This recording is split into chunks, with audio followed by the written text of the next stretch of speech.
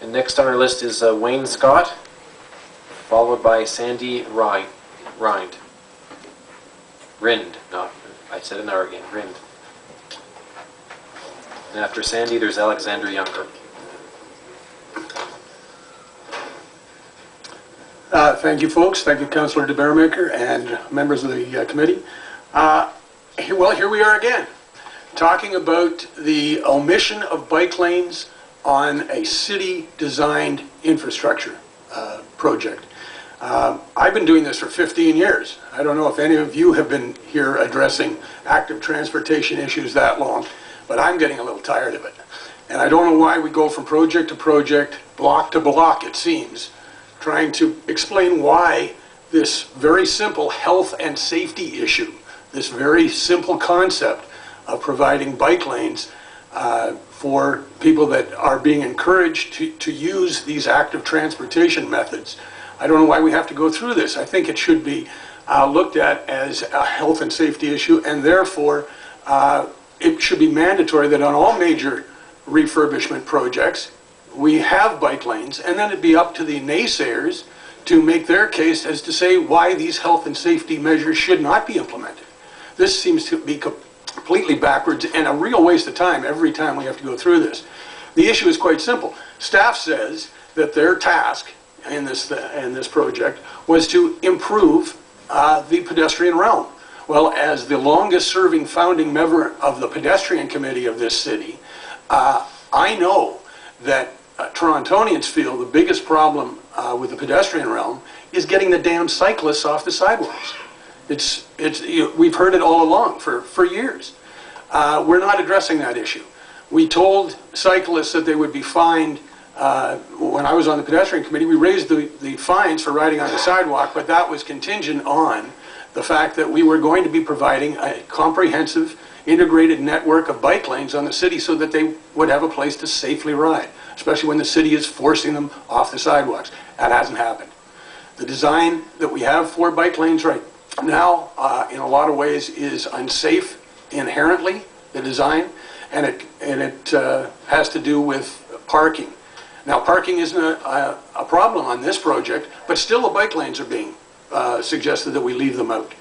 I will say one thing in closing, that if this committee continues, or if the city continues to ignore this issue, it adds credence to the argument that's currently going forward at the provincial level that the streets of Toronto constitute an unsafe workplace for anybody who's working on a bicycle, and Health and Safety is looking into it now. And if that goes through, there is the possibility that because the Health and Safety Act trumps the Highway Traffic Act, that the city could lose the purview over this issue, and the province will come in and mandate and dictate that we need a safer form of infrastructure on our city streets, and that we won't have to go through these debates. But I really would like to thank everybody in the room for coming out and showing interest in this issue, because it is one of the major issues going forward for quality of life in this city. Thanks. Great, thank you. Are there any questions of the deputant? I see Councillor Walker. Councillor Walker, you have the floor. Yes, sir. The proposal that's before us, do you support it? I don't support it if it doesn't have bike lanes. I'm all for enhancing the pedestrian realm, but right now we're talking about artifice over substance and fashion over function. And because it's a health and safety issue, this shouldn't be a matter for NIMBY bickering, and it shouldn't be a political football. It's health and safety of the citizens of Toronto. Okay, but you said, but when are you going to be, when would you deal with that issue?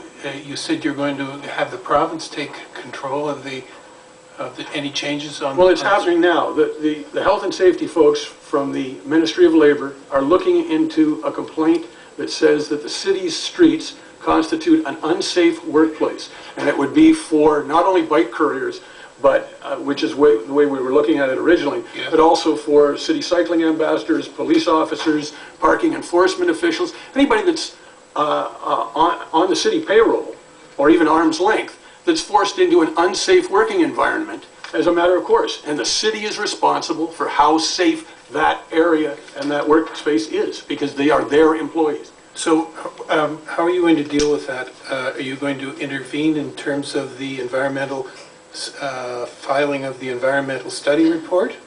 I'm speaking to the issue that the staff has recommended no bike lanes on Jarvis Street, and they have come forward with that recommendation. I know that, but how are you going to formally intervene? How am I going to? I just came down to give you, I'm a private citizen, I'm coming down to give you my opinion on this from a very different perspective. I've never driven a car. You're a bicyclist. Oh, I've never driven a car. I've lived in this city for almost 60 years. For 50 years, I've been on the streets of this city on a bicycle and on foot. I have never driven a car, but I've done hundreds of thousands of kilometers of deliveries in this city by using the TTC, my bike, and my feet. Right. And it's possible. I hear all these people talking about you can't get around without a car. Well, I'm living proof. I'm a walking anachronism. Thanks very much, sir. Thanks a lot. Thank you, Councillor Walker. Any other questions of the deputant? Seeing none, thank you. Next on our list is Sandy